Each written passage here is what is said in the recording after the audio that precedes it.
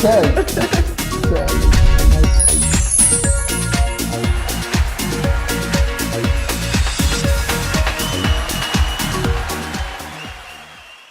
great one. You're welcome to another beautiful edition of your favorite show. I love the word favorite. And today, I'm really so excited for who we have on the show today. The show is Stand Out with Pat, where we celebrate your uniqueness, your craziness, your career, your work, your everything that's unique about you. And today on the show, I have a very interesting guest. I'm so excited, and I know that when you see him, you're also going to be excited. He is one of Africa's best. He is the entertainment gbogbo. You know, he's that guy that makes your jaw literally drop when he walks into the room. If you're conversant with the Nigerian entertainment industry and the red carpets, like celebrity red carpet session, you should know the guy that I'm talking about. But of course, we'll go on a short break on the show, and I'll be back to unveil my very exciting guest.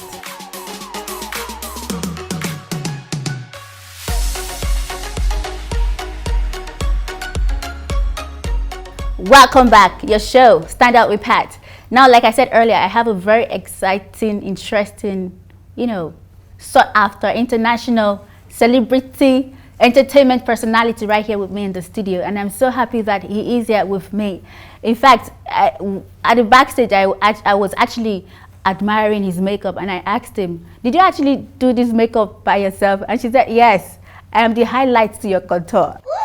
I was like, okay, so this guy is someone, that's very interesting. And I'm so happy to have Denrele with me in the studio. Denrele! I was wondering, who is the person you'll be talking about? You're looking for the person everywhere. Okay, we're talking about yourself. I was talking about you. No.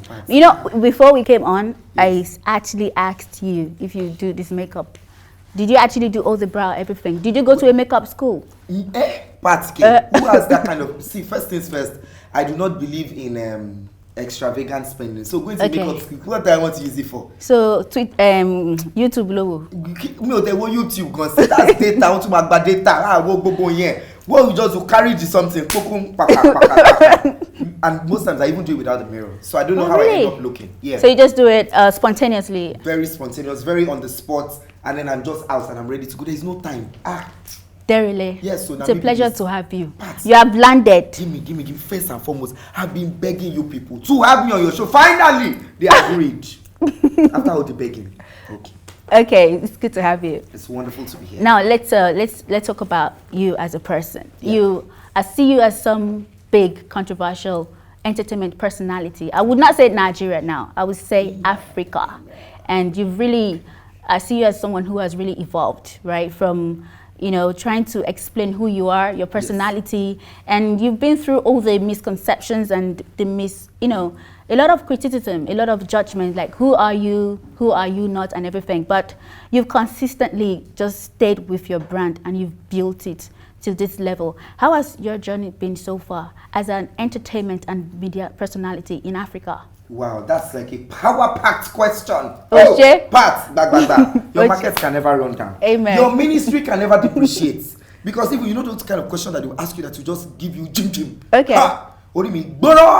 Okay, but truth be told, I appreciate all that you've said, and I like the fact that you even say out of Niger. So yes, you are helping me, give me some accolades. I should actually say international though. Thank you are celebrating me today anyway. So, yes, we celebrate you. And then as you are celebrating me, I'm acknowledging you, I'm appreciating you, and I am recognizing you back. Thank you. Okay, so I remain the highlight to account. Okay, so let me just quickly get to the question because I tend to digress a lot. All right, it's been, you see, I may appear disorganized, but there is logic behind my chaos. People just thought it was just about me, wearing the outlandish clothes and then carrying the crazy hair. And as you said, painting the contour, the highlights to the end of the mascara and wearing the skyscraping shoes and then coming out there and I'm in your face and you're like, has this one got parents at all? But then there is more to it than meets the eye. It's also creativity inspired. Right. I'm one of those people who I'm very artistically inclined. Okay. And you see what they say about artistic people, that we're not very money oriented, but we're just about the arts. Right. So I love my art, and it's for art's sake. Of course, we have to art make for money. art's sake. Yes, but it's art. I think that was Oscar Wilde. Yes, art for art's sake, and then the money will come, eventually later. But you see, the journey has been a transition for me, because I didn't start out as even a media person, but I knew that I wanted to do something that was showbiz inclined. So I got into acting in 1994. Where were you? Where were you? Don't lie. Primary school. I'm even your senior. Before Okay, so I started out in 1994. I think I was in SS1. Yes, and then I got the opportunity to be on Kidivision 101, which was like a popular TV series for kids. Right. This was on NTA Network. And then that was way before the advent of the internet. So let's say I started my hustle before the internet or social media or anything like that. And the only thing we could rely on for us then, visibility, was on screen and in the tabloids. Right. So I remember that I landed my first cover ever in 1995, and that was TV Guide. Okay. You have DSTV Guide, then we had TV Guide. Right. And then they now put my picture there, and they put Denrele, Edun, veteran kid actor. I was like, yes! And it was how much?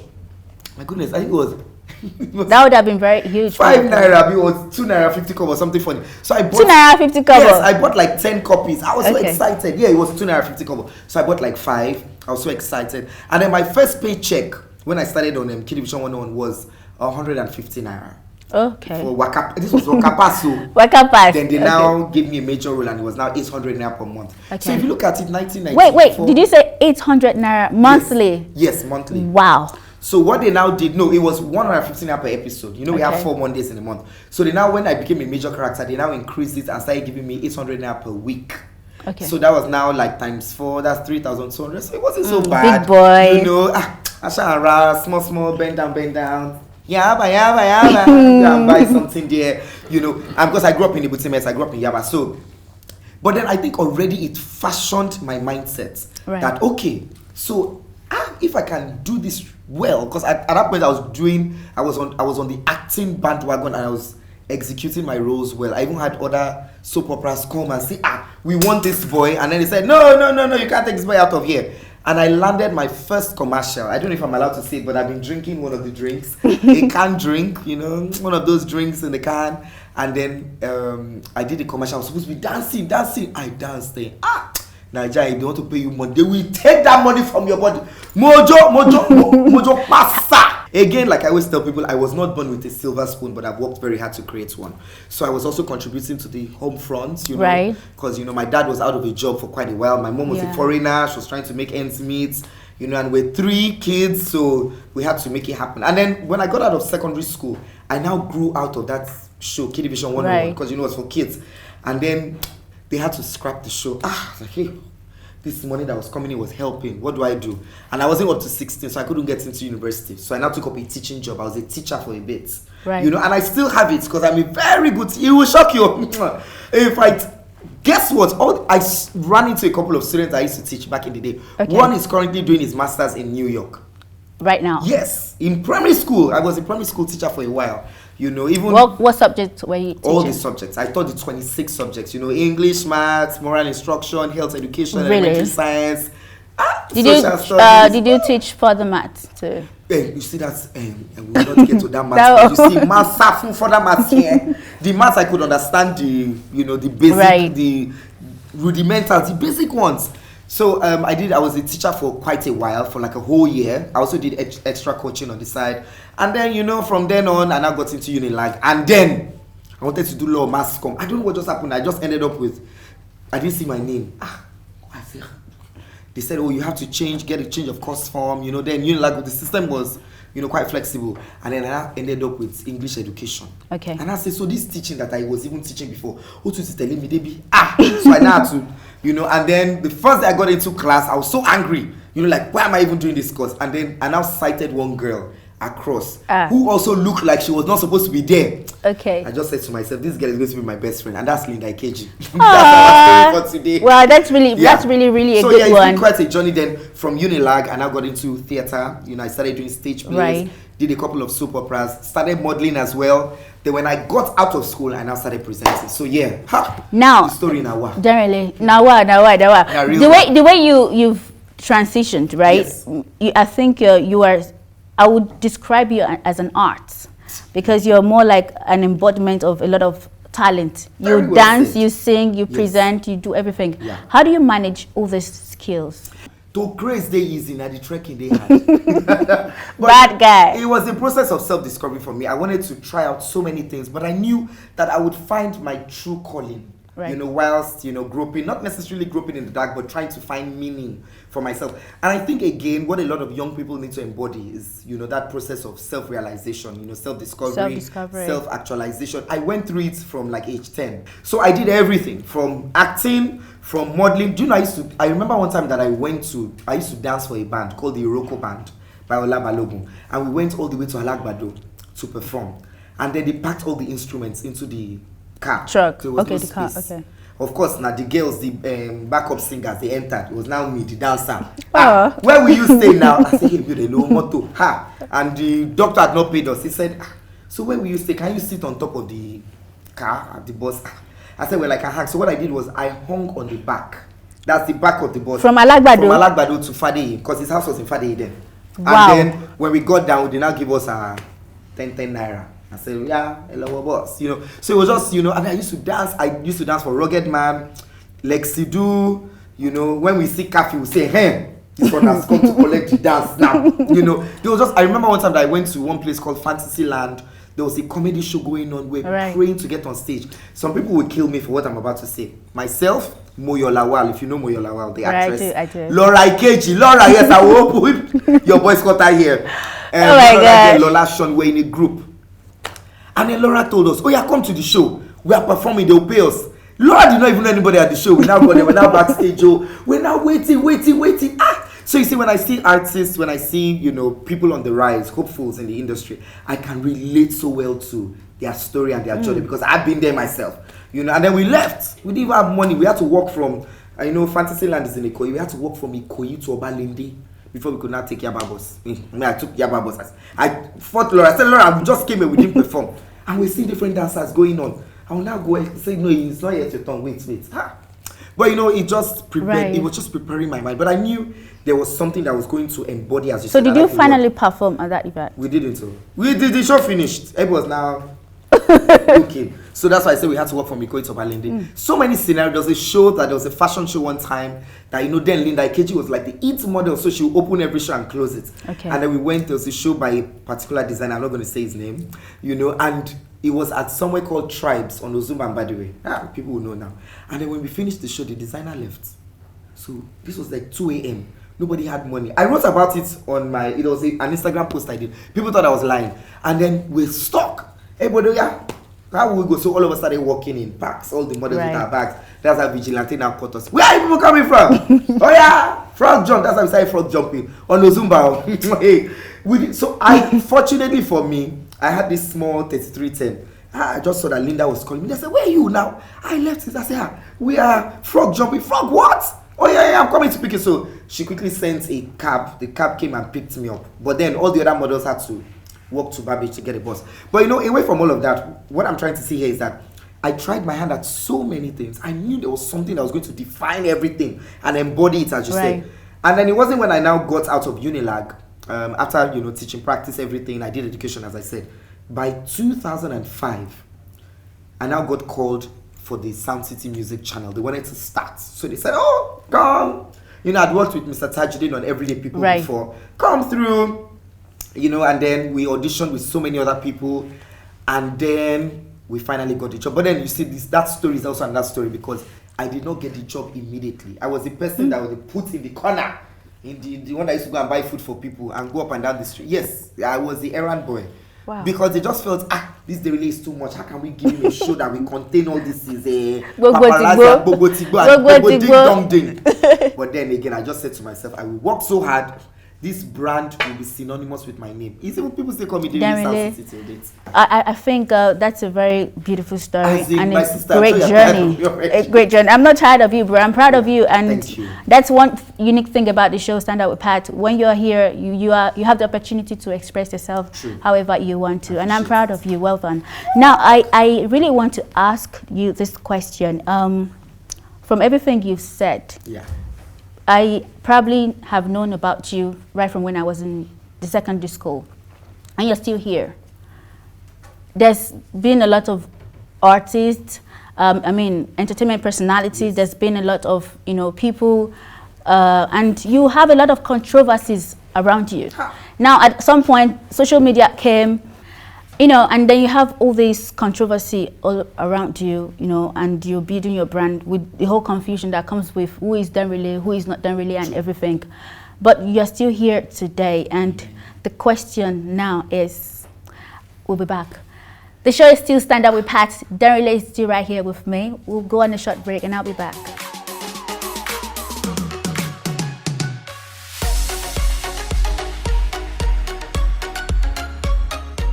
So, Denrele, yes, the one that walks into a room and your jaw literally drops. Oh shit. But the jaw dropping can be, let's wait. Some people is discussed. Like the classy, loving jaw dropping one. Like, look at him. Fine, so but my cute. children must not look like this. Okay, well, we're going to get there. Now, let's talk about controversies from what you said now. I know that your career has been a little bit controversial, through the years, and you've been somehow, I don't know, you've magically been able to walk around it, and you're still standing. What's your staying power? That's a very good one. I think it boils down to 4 different factors. First things first, I think it's self-definition, because I know what I am about. Right. And I know this is what I embody and this is what I represent. Self-definition, definitely. Secondly, I think it's authenticity. I am a very authentic person. I am a real person. That's obvious. I'm a local champion, and I don't even like to be called, the celebrity tag, because I don't thrive on celebration. I just feel if celebrity level is maybe when I get to that Oprah Winfrey, Tyler Perry level, Ryan Seacrest, I'll not say, hey, Atide. But for now, local champion, local hustler. Aside from authenticity, I think there's also the relatability factor. Right. I am very easy to relate with. I am like, it's not because I want people to like me, or because I want people to say, oh, yes. I actually noticed that when you walked into the studio, the way you were relating with our crew and everything. I don't have to do it because I want people to like me or say, oh, yes, I did when they like me. It was like, because that's how I am. That's how I was brought up. I had to also learn it myself, because growing up in a family house, at the point I was almost closing in on myself, but I said, no, these crazy people in this house will not bring me down. So I have that relatability factor where, as much as my clothes might be a bit too much, but the average Yoruba household will say, so our children will not try that. But again, parents are beginning to be very flexible and letting their children do entertainment. Then the last one I would say would be longevity and consistency. I don't know. I think it's just the grace of God, because the way things just happen, and when these things happen to me, I still take them like it's starting afresh. Right. I remember when one international station called me and they said they wanted to interview me, and I told them, for what? What did I do? So I celebrate these things every day. Now, the controversies, it's not, I don't go out of my way to deliberately do them. Okay. They just happen. You don't have control over it. The controversy just trails me. And I think when people see you and they see how you are doing what you like to do, they have to look for a loophole somewhere. No, he can't be that perfect. Let's check. No, I don't like the way he's dressing. No, I don't like the way he talks. No, I don't like this. No, my own she boy. And growing up, like I said, I got that a lot. I went to an all-boys school, so there was always that need to beat out the effeminacy out of behave like a man, So I did all the sports, but I just knew that I was just a different breed entirely. Right. So now with controversies, I think the most recent, let me take it the most recent, because people remember the Charlie Boy picture. Right. And I don't think there was social media at that point. I knew that, I think it was in Malaysia at that point. I went, and then I used to use the BlackBerry, and my phone was hot. What's this? When I saw the picture, I said, because I remember I had that colorful hair. It didn't click. I just thought, normal. Would you believe that when I landed in Nigeria, all the immigration officials had the newspaper? So I think they saw my manifest. Okay. So see, I don't think anybody has had it tough in this country. When I landed, first of all, they refused to stamp me in. Right there at the airport. I was in shock, and then when I got into the car, there was traffic. My driver came to pick me up, and then he was like, bonko. Wow. I just said, okay, I need to brace myself up for this. In traffic, they were selling this newspaper.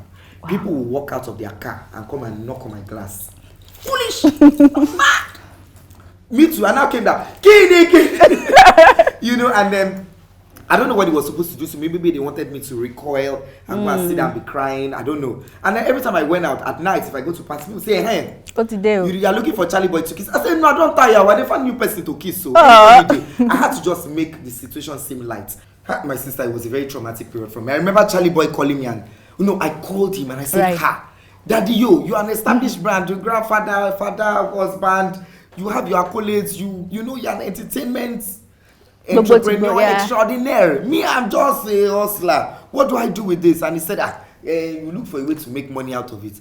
I said, how am I supposed to make money out of this picture? Because I was the one who, somehow, somewhat eventually became the victim. Everybody, the newspaper in question, I remember when they printed the first set of copies, they sold out. They now printed another one the following week. And they printed for 3 weeks.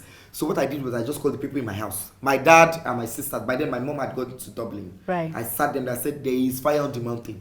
I know everybody's going to say all kinds of stuff to you guys, but we have to, take this on as one. We have to deal with this together. And then, eventually it took a very long time. It took years for that scandal, to fizzle out. Then, of course, with time, when the internet came on, the usual controversies. Oh, what's his sexuality? Is he this? Is he homosexual? Is he bisexual? Is he heterosexual? Is he asexual? Is he solosexual? Is he sexual? So I get that all the time. Yes. Right. And then, of course, there's also, I have antecedents where I'm constantly compared to other people. Oh, that I look like a certain person, or I look like a certain person, or I'm this and that. And then one time I just sat and I said, it was because these things are very funny to me. And it could be very overwhelming too. Yes. But I just said to myself, okay, maybe I should just respond to one. Just out of being out. I think I was bored at the end. I took my phone and I said, they said something about, I would even mention him. They said, Bobrisky has successfully kicked Denrele out of stardom. So when I saw it, I thought it was funny. I said, okay, bros, thank you for your constructive analysis. But I don't think you understand what stardom is about. I have been in the game since 1995. Oh, shit. And my relevance in the media industry, I put media. Good. Is, still like STEEL, still tough. And everybody went, hey, this one. And then I think people said all kinds. Then I just said to myself, me, I'm even the one that even had time to even answer.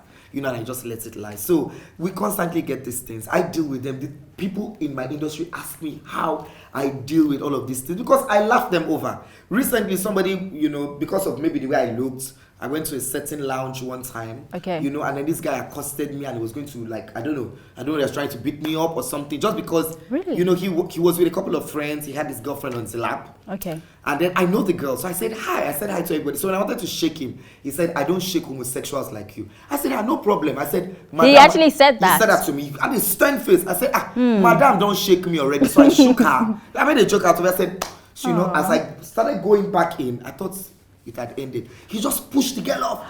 Who the hell do you think you are? And then see every curse word in the book, everything And then he came up to me, and I remember I was holding like a flute of champagne. So I was just looking at him. He was just cursing. It was because the girl eventually shook because the girl was so excited, and I know the girl. So when he finished, people now started dragging him away. Stop. And I hope he didn't harass you physically or anything. But he was very verbal. He was so it's one of the things that we get so you had to deal with being that different. And this was like early this year. And he said what he had to say. By then, they ran into the club to get my friends. And everybody came, what's going on? I was like, it's fine. He said his piece, Abby. He said what he wanted. That means he must have had it at the back of his mind because he saw me in the club, So these things happened. The other time I went somewhere, they didn't know I came in with a certain set of people. So I was greeting someone. And then one guy who sat there said, if this guy was in my country, they would have burnt him at a stake. This thing happened like 2 months ago. And then my friends now told me. So when he saw me with them, and then when he was coming, I greeted him when he was leaving. It's not me, they would want a steak show. I reject it in just a word. I mean, these are things you struggle with. Not only controversies online, not only controversies on print, but even controversies I go through every day. Now, I celebrate your strength. Oh, thank you. Strength, yes. I need more to drink for this strength. Oh, shit. Okay, I know now you've talked about how you manage your controversies on the social space and in real life, but let's talk about you as a man now. Yeah. Now, no one is arguing if you are a man or a woman anymore, because I see you as an art. And even if, you know, earlier people assume that they don't know who you are or your gender, but now a lot of people are embracing you as an art. And this is work, this is media, this is your profession. So let's talk about you as a man in real life. You do the makeup stuff, you have your shave your eyebrow, you do everything. How do you relate with a woman? You know, I don't know if you have a woman in your life. How does she see you as a man? I like that question. I think, let me bring it to the home front before I answer it. Okay. So it might shock you, but I am, on the home front, I am a bit of a disciplinarian. Good. And my sisters are very scared of me. Well, in a good way. Yeah, but you know, I don't tolerate nonsense. I do not. I don't tolerate excesses of any sort. I can notice a switch in your voice. Yes. Like you're trying to be manly. When I want to deal with them, I know how to shake them up because they are girls. You know, my mom traveled quite early and my dad is elderly. He's going to be 70, 1941. He's going to be 78 this year. So he can't be chasing after two girls that their body is hot and their blood is hot. So there has to be somebody to do the job, you know. Good. So, let me tell you the crazy part. Beverly Osu and my younger sisters are good friends. So if I walk into a club and they're announcing my name and my sisters are there, they will go home immediately. They should be there. You know when the club is start shouting, Denrele. Oh, my sister, they'll pass the back entrance. They will run home. I remember one time somebody called me and said, I just saw your sister. Her skirt is so short. You didn't see her before she left. I said, don't worry. Where is she? Still, they said the gallery. I said, good. As I just got there, I just saw them standing. The two of them were talking to boys. When they said, I see your brother coming, she just turned. They didn't say a word. They just went straight outside, stopped the cab, and went home. Straight. You know when I used to deal with them, 3 a.m. Poverty soon by, I'll just stab them. Yeah, I think you are not bad. Once they just wake up like this. Now I'm not, and we know that corporal punishment and all of that, but they are girls and they got to that teenage age of the teenage rebellion. So I needed to be very firm with them, which of course has paid off eventually. So that's on the side. Now for your girlfriend now. Yes, and I'm getting to that man. Now for the the sentimental side of me, it might also shock you to know that I like to think I'm in control of my emotions and the people I'm involved with. There was someone I used to be involved with back in the day, which was like, a huge deal for me. If she hadn't left me, yes, she left me actually. Why did she leave you? She saw somebody else.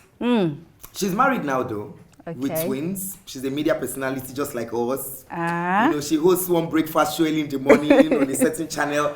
Yeah, and at that point, I thought that was where my life started and ended. So this was the person that I thought I was going to marry. Like, yeah, it did come across as, how.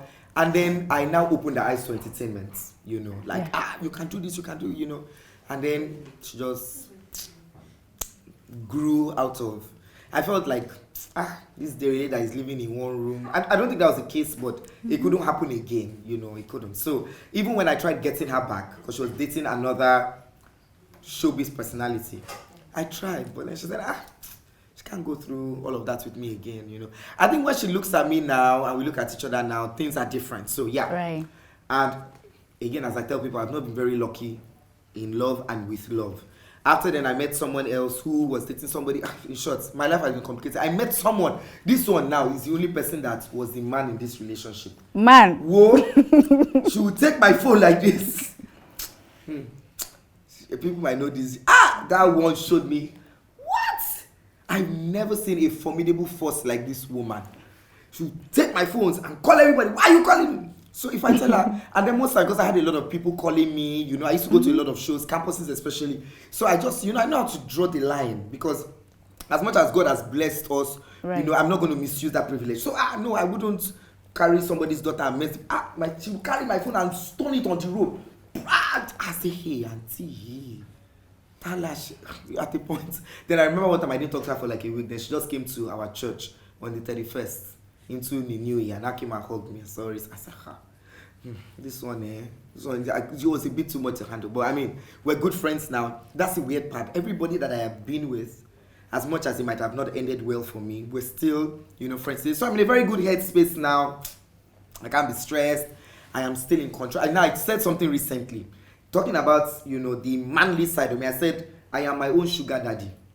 Now, yes, and I'll tell you why. I have a very strong masculine side that I have designed to take care of my feminine self. Okay. So if I need anything, I will go myself as sugar daddy to go and buy it for myself. Bam. So let's just say I'm my own sugar daddy. Yeah. Okay. Now, Denrele, do you see yourself getting married, settling down someday, having kids? You know, of course, just having a family. I think this morning somebody said, he's almost clocking 40. Said no wife, no children. What's he doing with his life? Well, of course, yeah. And people who are close to me know that I love children so much. I'm obsessed with kids. All my industry colleagues, bring their kids to my house. They drop them, and they will go and turn off their phone. So you do all the babysitting stuff? I do. We just bring our boys. That's so cute. And our kids just I understand kid lingo. I know how to talk to children. Infants, young kids. So they practically. I get them. They connect with you. I used to be a teacher now, so I can relate. Yeah, and I can't wait. I know that we might say, Denrele boy, you're in your late 30s. What are you still doing? But looking at my dad, because my dad started a bit late. Right. He was married before, but he didn't have kids from his previous marriage. So the wife, I think she was an alcoholic. She rolled down the stairs and broke her neck or something. That was in Hamburg, Germany. Okay. So he now met my mom. It took a while before he got over that. My mom's a bit younger. So he had me when he was 40. Yes, because my dad is going to be 78 this year. So 38, 40, 78. So looking at that, I'm like, okay, maybe, I don't know if that's where I'm supposed to go. But I want it to happen as soon as possible. So definitely marriage, definitely. So Denrele is still officially single. Yes, and he's not in a relationship. And he wants marriage. Amen. Amen. He must come. Amen. Now, Denrele, are you fulfilled at the moment? Like, you're single, you are in your career, you are an international act. You came for me today. You have all the go. I see you as one strong brand. Like, you can just walk into any media house in and outside Nigeria and just, take your pick, do your thing and everything. Would you say that you are fulfilled with your career right now? Not quite. I'm not. And I mean, it would be selfish of me to say, but I still feel that I was saying to someone, I said, I feel like I've not even done anything. But if there's anything that I'm very proud of, the fact that I've done is that, I've been instrumental to success stories. Right. Because as much as you're in this industry, Davido said it, we rise by lifting others. That's a very good one. So as much as I can, I carry those those you don't know, but that's on the side. But for me, I don't think I'm fulfilled. If I'm going to talk about myself, I have discovered inner happiness. I am at ease with myself. I am like I said, I'm in a very good head space, good mind space. I'm I have my own creative space, so yeah, that's good for me. But in terms career-wise, there's more that can be done. So there is more. Yeah, so I'm still not. I want more, and I know the more is coming. Okay, Denrele is Oliver Twist on the show Stand Up with Pat. He wants more. We're going on a short break. I want more.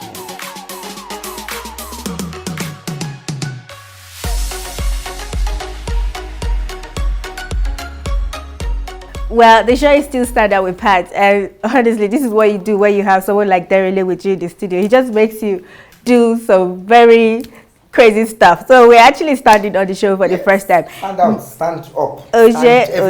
Stand anywhere. Now, Denrele, before you leave on the show today, I want to ask you 2 questions. I'm tying it together now. Let's talk about the media and entertainment industry.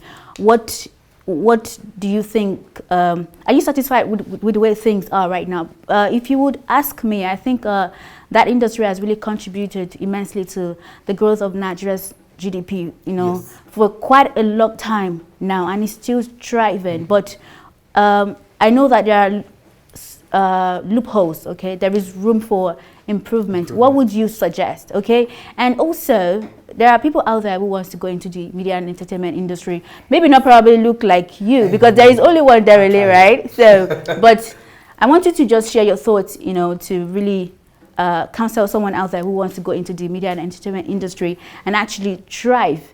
And there are people out there also who are probably depressed. So many, people going through stuff. Issues. Yeah, mental health is something. So I want you to tie it all together and just inspire someone out there, teach someone something out there, and share your thoughts on the media industry.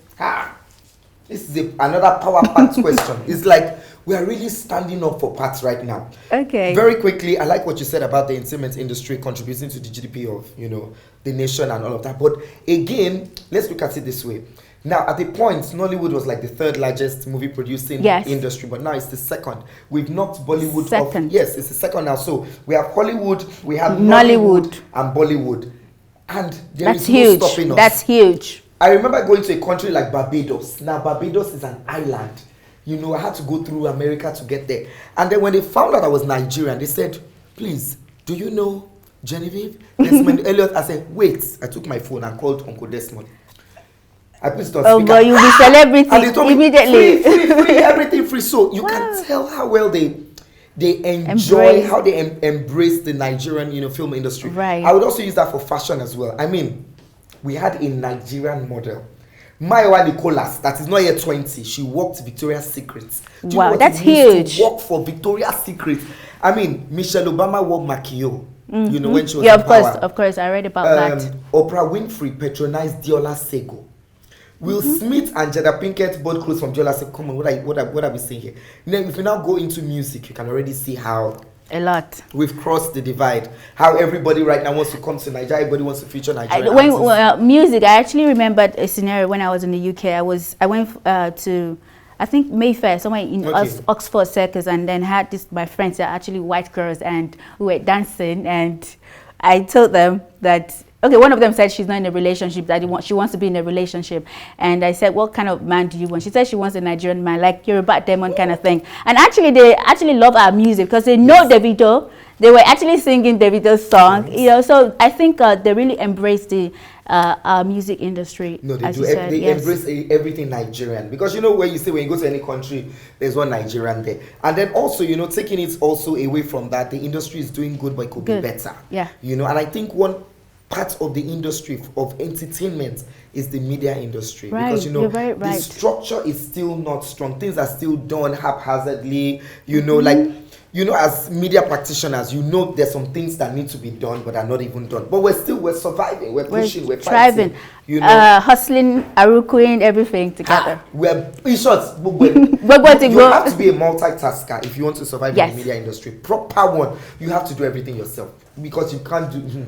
Nobody will do it for you. And then, of course, quickly to anybody who wants to go into the media industry, I would say this any day, anytime. Be a first-class version of yourself and not a second-class version of anybody Originality. else. Originality is key. Secondly, there are two ways to know your personality. One, the way you behave when you have everything. One. And two, the way you manage when you have nothing. Two. I've had nothing, so I know. And then lastly, everybody is gifted.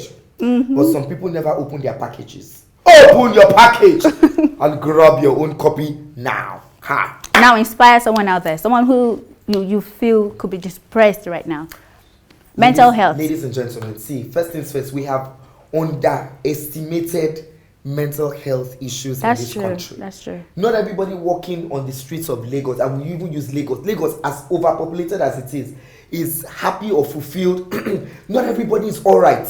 And I mean it's not in the bunker sense of the word. People are worried about so many things. People are unfulfilled. They're not, so first things first, we need to build therapy centers in this country, because abroad, like, there's therapy. You can walk in and talk to someone and be assured that your gist is not going to be out there. But here in Nigeria, there's nobody to talk to. When you now talk to your people, you're so afraid because you don't know who is going to. Yes, it's true. Yeah, so we need therapists, like proper therapists, accredited therapists. If of international acclaim, yes, it would be good to have that. I think government should look into it. And also like counseling centers, because let's even start right now. Pedophilia is on the rise. Young children are constantly molested and abused, and there are no counseling centers even in their school to go and talk, because some of these things happen in the school. That's true. If they can have somebody to run to, and then they are scared to tell their parents, because again, as African parents, so I think we need, and then again, ladies and gentlemen, please reach out to people, to everybody. Let me just say it. Your life has purpose. Your dreams are valid. Your voice matters. 3. Be yourself. Love 4. yourself. Value yourself. The world still needs you. Oh, that's so strong. That's so empowering. You see, I should pack a bit to pack it. I love it. Thank you. Thank you, so Denrele. much. I love you. I love you more. I love you, bro. You're the best. Please, You're the can best. I just forgive first? You're the best. And can I just say about this lady very quickly, ladies and gentlemen, she gives the sun a reason to shine every day. She's like a dictionary. Thank you. Yeah, I'm the contour to your highlights. Yeah, everything. Okay, Denrele, I need to appreciate you for coming on my show. Okay. I love you. I love this is the Standout Cup. I'm giving you this because you are a personality who has stood out in the media and the entertainment industry. Enjoy this. Thank you very much. I hope you will use it. Have coffee, tea, or anything every morning. Coffeeholic. This is coffee tonight, so that our eye will be open wide. And this is my first book, Life of a Media Girl. You guys see it. So Denrele is going to have a copy. This is a beautiful work of art. This is a masterpiece. Thank you. Do you like the cover though? I love it. I can already see extraordinary talents already oozing out of this. And we do not have spotlights on Media Girls, so I'm very excited to have this. And I love to read anything I can lay my hands on. So, thank you. Thank you so much, bro. I love you. I love you. Then I use this my cup now, so I might as well just carry it. No, you have to just what you have to. Oh, it's packing all the cups in the studio. Okay, you can go with it. Too much is never enough, so we are going with anything for you, bro. Anything. I love you. Should I carry the tip? Which one? This one here. That one is okay. The table. No, don't carry the table. This TV, okay. Oh my God, it's been a very exciting moment on the show. I've had a wonderful moment, interviewing Denrele. I love you too. Africa's media and entertainment personality. And he said so much about the media industry, so much about his life and everything. And on that note, we want to call it a day on the show, Stand Up with Pat. And I'm leaving the studio with my brother, Denrele. Bye for now. We love you. After party in Pat's house.